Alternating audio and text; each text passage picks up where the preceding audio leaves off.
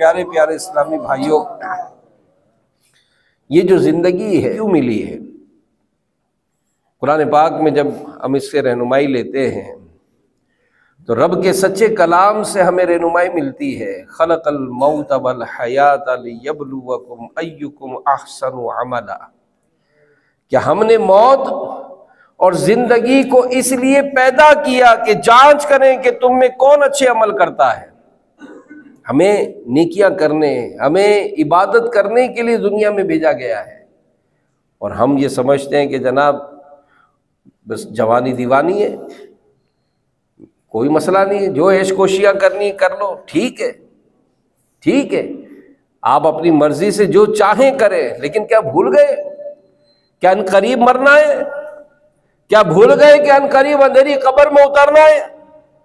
کس چیز کا زوم ہے؟ کس چیز کو ہم سمجھتے ہیں کہ جناب کیا میں ہمیشہ زندہ رہوں گا؟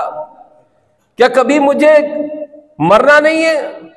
اور مرنے کے بعد جس اندھیری قبر میں مجھے دفنایا جائے گا، اس قبر میں گناہوں کے سبب تو سانپ اور بچھو مسلط کیے جائیں گے، گناہوں کے سبب تو آگ بھڑکا دی جائے گی اس قبر میں، گناہوں کے سبب تو اس قبر کی دیواریں ملا دی جائیں گے۔ ہم کس چیز کی طاقت رکھتے ہیں؟ آج ٹھیک ہے سیکیورٹی گارڈ رکھے ہوئے ہیں، آج ٹھیک ہے ہمارے پاس آسائشیں ہیں، ہمارے پاس بہت کچھ سرمایہ ہے، کوئی اسی کی مجال نہیں کہ ہم کو آنکھ اٹھا کر کوئی دیکھ سکے۔ تو یہ سارا بھرم، یہ سب کچھ دھرا کا دھرا رہ جاتا ہے۔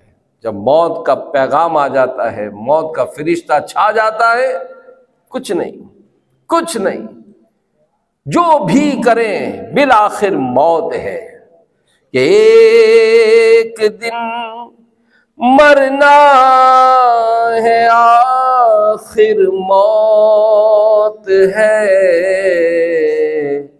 کر لے جو کرنا ہے، آخر موت ہے، کر لے جو کرنا ہے، آخر موت ہے۔ موت آئی پہلواں بھی چل دیے۔ ذرا خاندان پر غور کریں، جن کی عمریں ہیں 20 25 30 سال 40 سال 50 سال، سب کو یاد ہوگا کہ نانا جان تھے، دادا جان تھے، تایا جان تھے، فلاں ہمارے محلے میں پہلوان تھا، فلاں کرکٹر تھا، فلاں کھلاڑی تھا، فلاں ڈانسر تھا، فلاں سنگر تھا، فلاں بدماش تھا، بڑا روب تھا اس کا، بہت بڑا ڈاکو تھا، بہت بڑا پولیس افسر تھا، بہت بڑا فوجی افسر تھا، مگر یہ سارے کہاں ہیں؟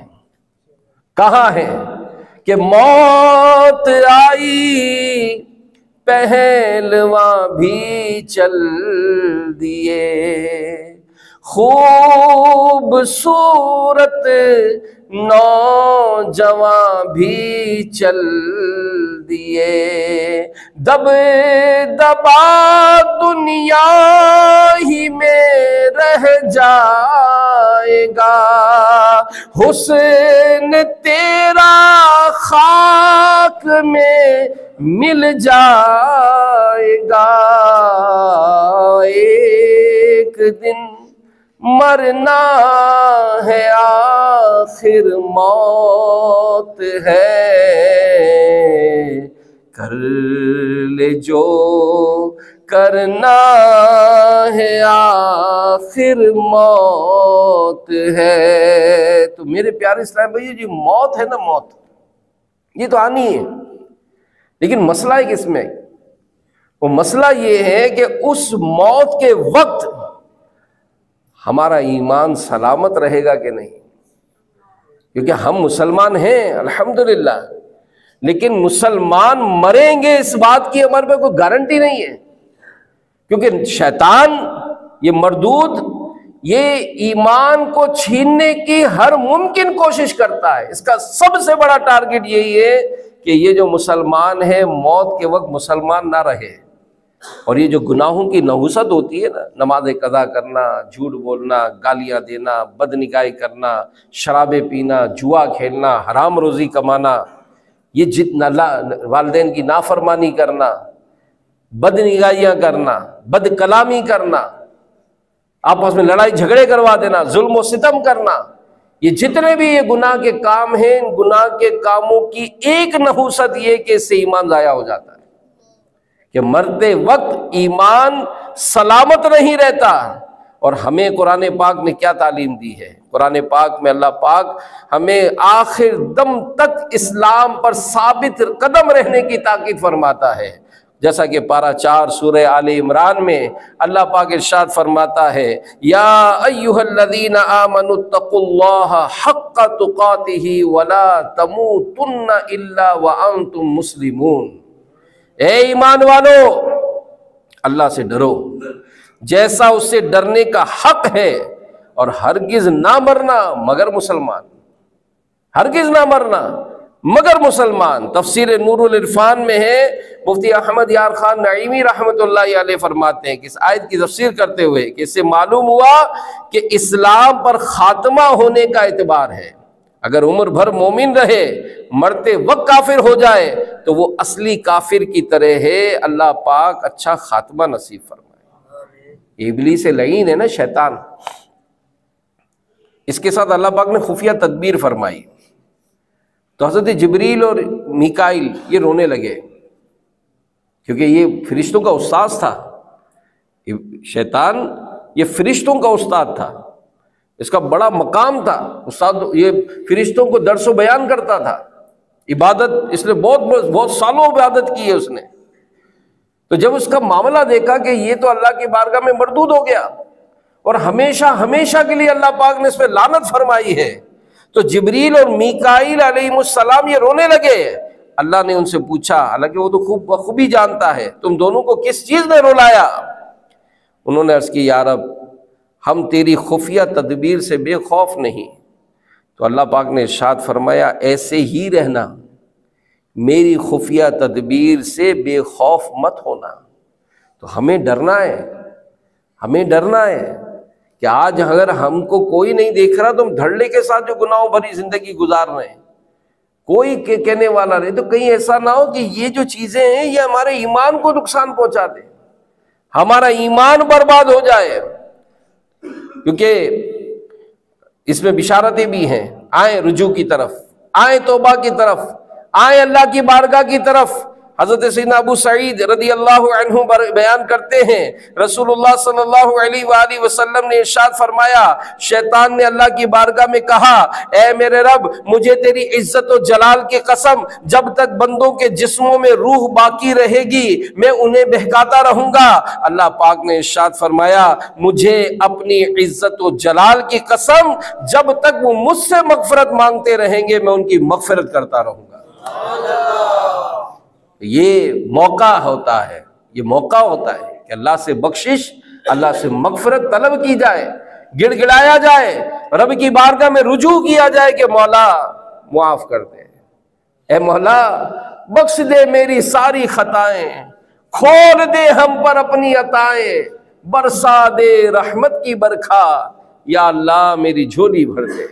اے اللہ بخشے ہوں کا صدقہ مجھے بھی بخش دے، مجھے بخش دے بے سبب یا الہی، نہ کرنا کبھی بھی غضب یا الہی۔ یہ مغفرت کا مہینہ ہے، یہ بخشش کا مہینہ جو رمضان کا مہینہ ملا ہے، مگر یہ کس کو ملے گا؟ جو مانگے گا۔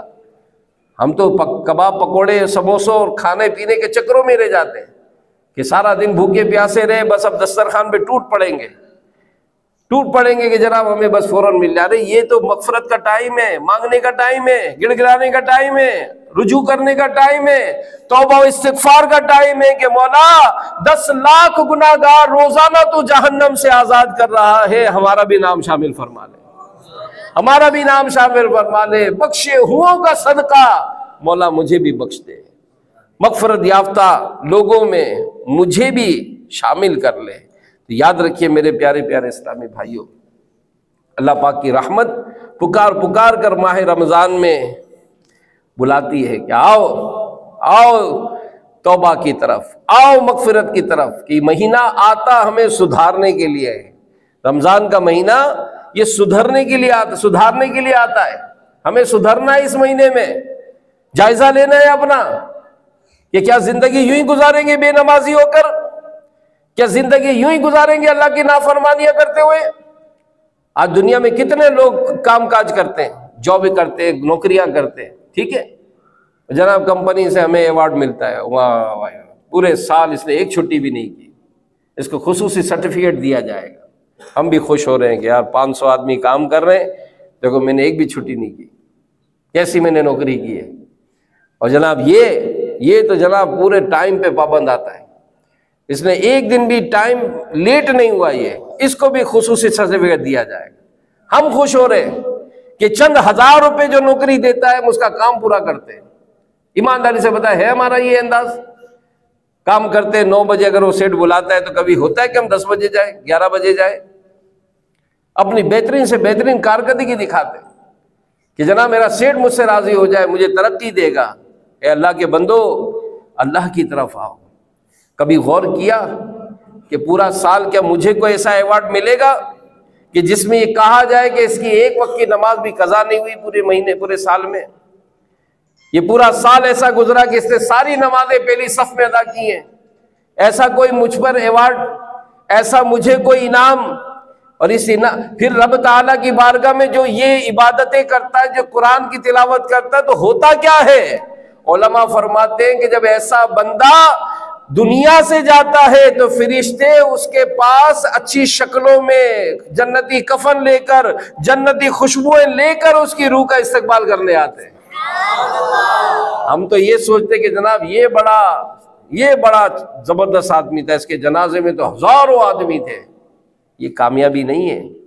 حدیث میں ہے کہ جب نیک بندہ دنیا سے جاتا ہے، اس کے گھر سے لے کر اس کی قبر تک دونوں طرف فرشتے کھڑے ہوتے ہیں اور دعا کرتے ہیں کہ یا اللہ اس کو بخش دے، یا اللہ اس کو بخش دے۔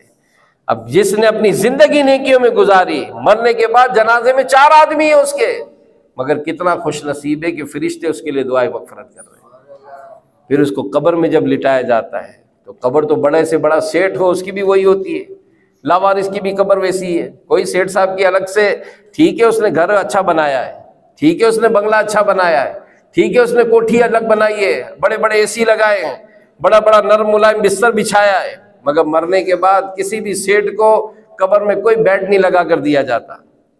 بڑے سے بڑے سیٹ کی قبر میں کہیں پر بھی اے سی نہیں لگا ہوا ہوتا ہے، بڑے سے بڑے سیٹ کی قبر میں کوئی فانوس نہیں لگتا ہے، وہی لاوارث کی طرح کفن، ایک سادہ سا کفن پہنا کر اس کو قبر میں اتارا جاتا ہے۔